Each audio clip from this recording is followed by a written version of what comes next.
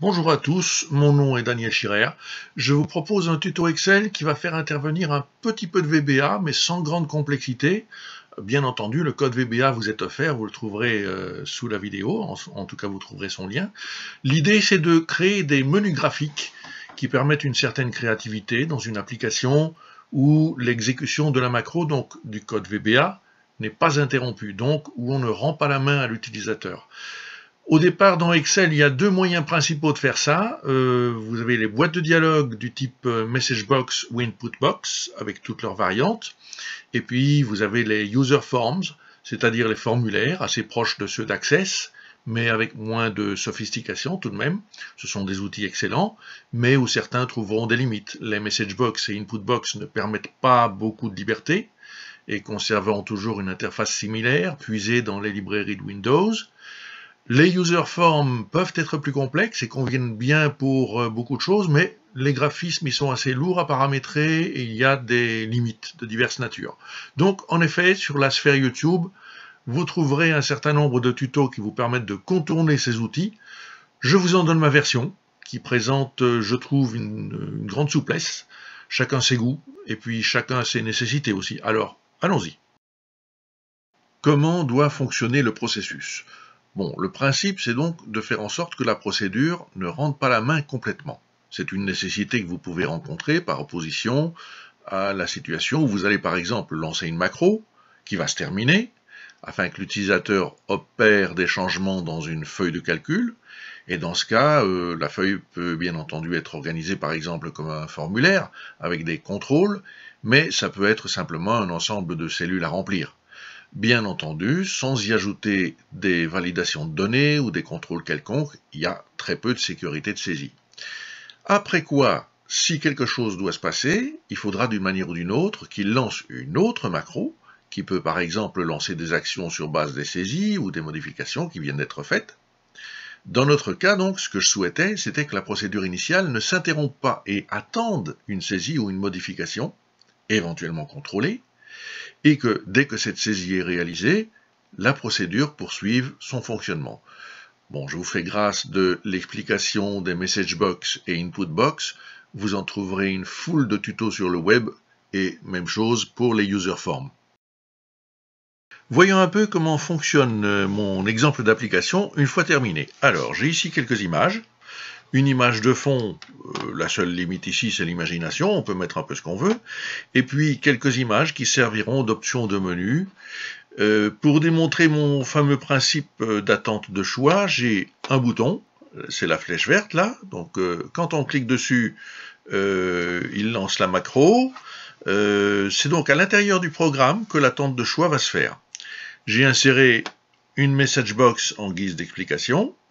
Et puis, juste après sa validation, on est donc dans ce menu graphique qui va attendre que l'on coche des articles d'épicerie une fois ou plusieurs fois et qui va incrémenter à chaque fois une liste de courses. Voilà.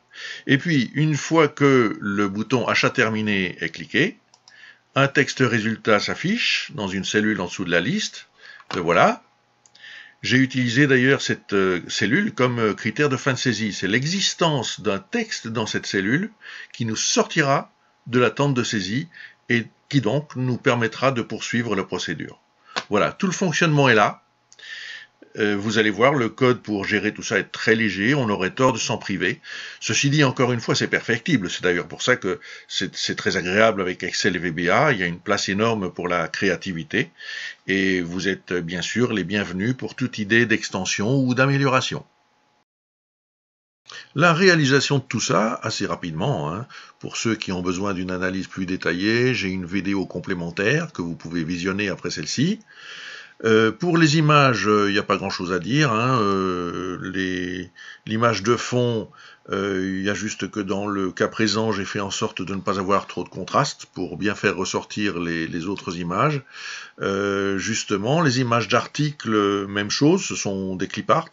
Il en existe des millions sur le web. La seule chose que j'ai faite, c'est que j'ai sélectionné les zones de transparence à partir d'un logiciel de dessin. En l'occurrence, j'ai utilisé Paint.net. Et puis l'enregistrement sous un format qui permet de conserver cette transparence, en l'espèce le format GIF. Enfin, une fois intégré dans la feuille de calcul, dans la mise en forme, j'ai pris un style rapide qui permettait d'avoir un ombrage assez sympa. Pour le faire ressortir, ça donne un peu de relief. Une zone de texte assez simple et avec une police agréable pour le fait de votre choix. Une autre zone de texte bouton pour achat terminé, là aussi sous un format prédéfini. Et enfin, une forme flèche plutôt, comme la zone de texte, elle peut recevoir le texte, lancer le programme, rien d'extraordinaire avec ça. Et puis, rien de vraiment magique non plus pour la liste et son total, c'est de l'Excel pur. Une chose que j'ai l'habitude de faire, et c'est une habitude que je recommande chaudement, c'est de donner un nom aux cellules et aux formes auxquelles il faut référer ensuite. C'est beaucoup plus simple et clair que d'utiliser les références lignes et colonnes, parce qu'on peut utiliser ces noms ensuite dans le code VBA, presque comme s'il s'agissait de noms de variables. On peut voir la liste des noms de cellules et de plages de cellules à partir de l'onglet Formule et Gestionnaire de noms. Là, vous voyez que j'ai pas eu besoin de très nombreuses références nommées. Hein. J'ai choix fait qui est cette cellule-ci. Vous voyez que si je clique dessus, je clique sur cette cellule-ci, j'ai bien le nom choix fait qui apparaît dans la zone de nom ici. D'accord? Ensuite, j'ai également dans le gestionnaire de noms, j'ai ingrédients, qui est la liste des ingrédients qui est ici, et qui est tout à fait malléable, et NB article, qui est le total qui se trouve ici. Ça, c'est pour les cellules et les plages nommées, mais les formes, les images boutons et tout ça, n'apparaissent pas dans le gestionnaire de noms. Donc, pour ceux qui ne le savent pas, on n'est pas du tout obligé de se contenter des noms standards qu'Excel donne aux images ou aux formes. On a tout à fait la possibilité de décider, par exemple, si on insère une forme quelque part, d'aller à l'encontre du nom pas très mnémonique qu'Excel donne automatiquement à la forme et de l'appeler, de lui donner un nom de notre cru.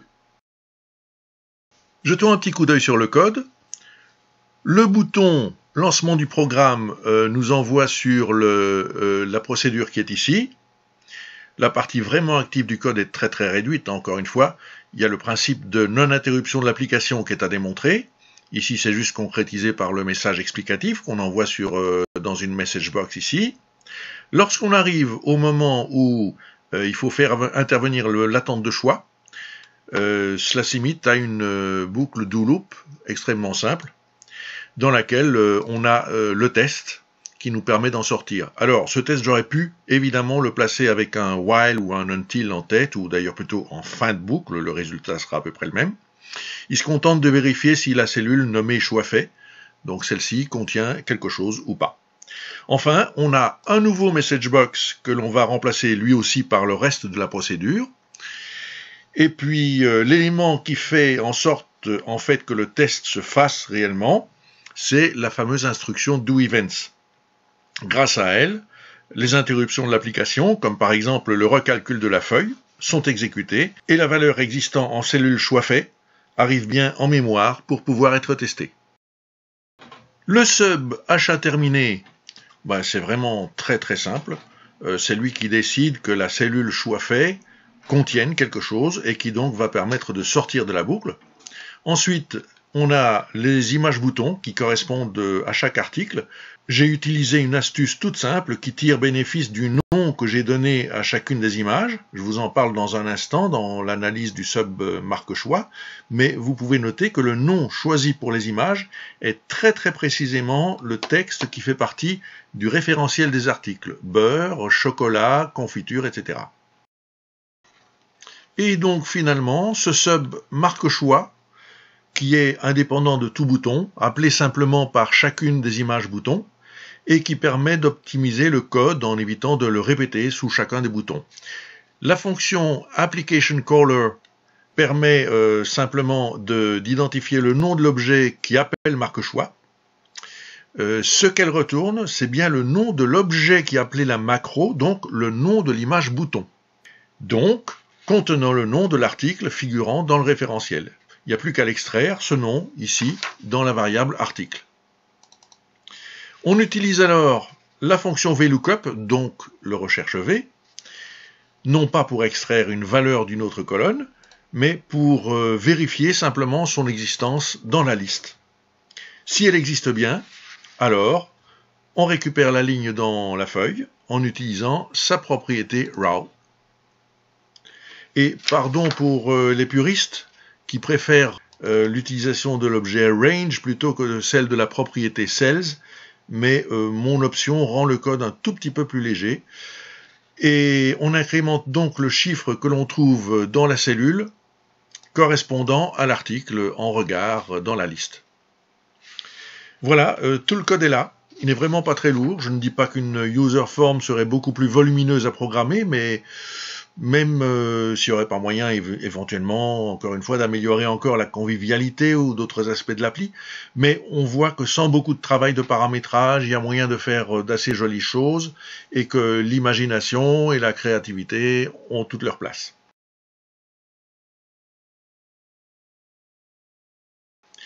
Pour ceux que ça intéresse, donc, je rappelle, et sans doute aussi pour ceux qui débutent en VBA, ou bien qui sont un petit peu interpellés par certains aspects du code, je suggère de visionner la vidéo secondaire rattachée à celle-ci, où je fais une analyse plus détaillée du code. Merci et à bientôt.